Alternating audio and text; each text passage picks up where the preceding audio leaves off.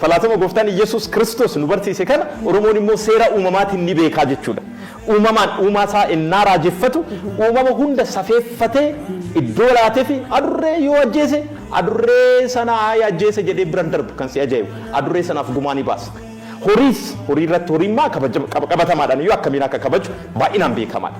Horiidhaan ol harree tuffatamtuu taate even bineensota beeyladoota bosonaa bineensa waraabessa otoo ajjeesee Oromoon ajjeesuunsaa faacha hidhachuunsaa akkuma eegametti ta'e gumaa garuu ni baasaaf kan si ajaa'ibu. Akkuma makaastee walitti dhufeenya Oromoo fi beeylada gidduu jiru akkasumas Oromoo fi wanti jiidhaan kun walitti dhufeenya jabaa qabu. Namni yookaanis Oromoon gaafa irreecha irreeffachuu gara lagaa bu'u jiidha qabatee deema. Marga kana qabatee deema, coqorsa kana qabatee deema. Jiidha wanta jiidha ta'e qabatee gara lagaa kan bu'u, gara malkaas kan bu'u, gara malkaa kan bu'u wanta jiidha qabatee akkasumas immoo tulluu irratti yeroo bu'u jiidha qabatee yoo hin dogoggorre ta'e. Guyyaa Hoosaanaa kana immoo meexxiin bifa addaatiin kan inni ilaalamu guyyaa Hoosaanaa kana meexxiin namoonni hedduun adda irratti hidhatanii deemu kaan qubeelaa isaa godhatanii quba irratti kaa'atanii deemu. Mee walitti dhufeenyi Hoosaanaa fi meexxii jiru jira mee waan kana irratti ibsanuu laatte? Sirriidhumatti jira.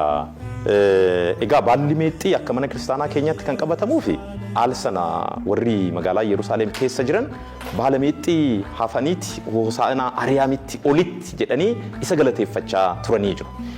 Isa sana fakkeenya taasifachuudhaan baala meexxii qabatanii too ayyaana Hoosaanaa kabajuun qabatamaadhaan magaalattii keessatti manneen kiristaanaa baay'eetti kan mul'atudha. Garuu duriin isaa maalidha falaasamumti baala meexxii kanaa yoo jennu akka warra Israa'elitti meexxiin mallattoo bilisummaati. Meexxiin mallattoo injifannooti. Meexxiin mallattoo ce'umsaati.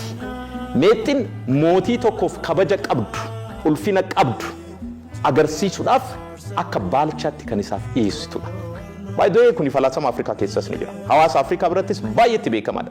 West African Society birattis, hawaasa Afrikaa bahaa birattis baay'eetti baala meexxiitiin wal qabatanii injifannoo agarsiisuudhaaf, bilisummaa agarsiisuudhaaf, of galtee agarsiisuudhaaf, hariiroo waaqa waliin qabanillee agarsiisuudhaaf jiidha kanatti fayyadamuun qabatamaadhaan ni jira.